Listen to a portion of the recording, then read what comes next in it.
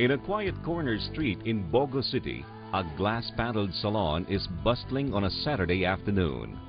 Julito Malinaw, more popularly known as Boyax, is the proud owner of Boyax Hair Salon. When I was in high school life, nag-istampay ako parati sa salon. Tumitingin-tingin ako, natuto ako, hanggat nung nasa college na ako, nag-aral ako ng hairdresser until natapos ko talaga yan.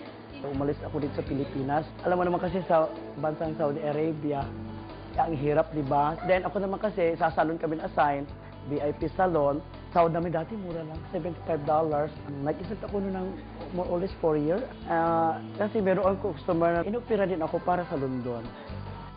Upon returning home in 2005, he had no qualms of setting up his own salon business. With a starting capital of 100,000 pesos from his own savings from abroad, he set up Boyax Hair Salon in Bogo City in Cebu.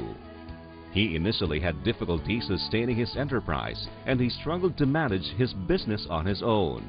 He moved to a new location when he and his landlord didn't agree on each other. However, his luck changed when the First Agro-Industrial Rural Bank Incorporated, or Fairbank, offered him a loan of 50,000 pesos. Sa salon ko, nag-offer ako hair cutting, power dose, hot oil. Nagsiservice din kami ng makeup sa labas. Yung gupit namin dito, 50. Ang pot spa namin, 200. Body massage namin, 100. Pag reflex lang, 60.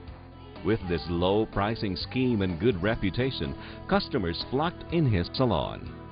He is proud to have a lot of regular and satisfied clients. Mga services namin mura. Ang una-una doon pag-entertaining. And then, ang serbisyo, hindi ka lang chika ka lang kay chika. Siyempre, talagang tama, no? Ang pag-deal sa customer, una-una relationship ko sa customer, parang ginagawa ko na parang friend ka nun. Boyax Hair Salon is worth over 200,000 pesos and rakes in 30,000 pesos in profits a month. In 2007, Boyax moved to his current location in Bogo City. His new salon was bigger, better, and offered more services. This is my third time na pwesto kasi lumaki na nga siya na lumaki. So 1 year lang ako last July 8. More spacious, tapos na rin ako dito sa Bugoy. I mean, a lot of people siguro nakagusto sa beauty ko. I don't know. I mean, yeah, they like my services siguro, gano'n. That's why, at saka mura lang ako. Ang services ko, mura lang.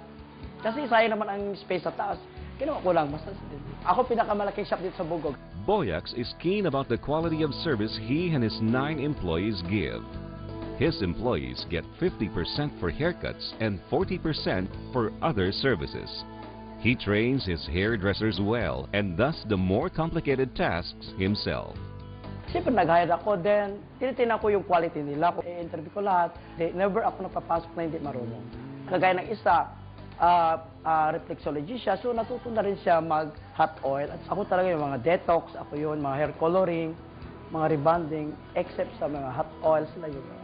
Aside from opening a new branch, Boyax wants to utilize an empty space in the second floor of his salon to sell dry goods at 99 pesos each. He has bought a Jeep, renovated his home, and provides education to his nieces.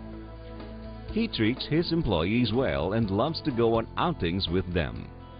He also supports his mother and all her expenses. Indeed, Boyax has become a role model to everyone that surrounds him. Para makuha mo talaga yung goal mo, you must be work sacrifice, work hard. Saka siyempre may takot ka sa taas. The ostentatious Boyax Malinaw is truly a unique character and an inspiring entrepreneur. He takes challenges head-on and continues to seek new dreams. With a passion for what he does, it won't be long till Boyax Hair Salon will eventually become the biggest salon in northern Cebu.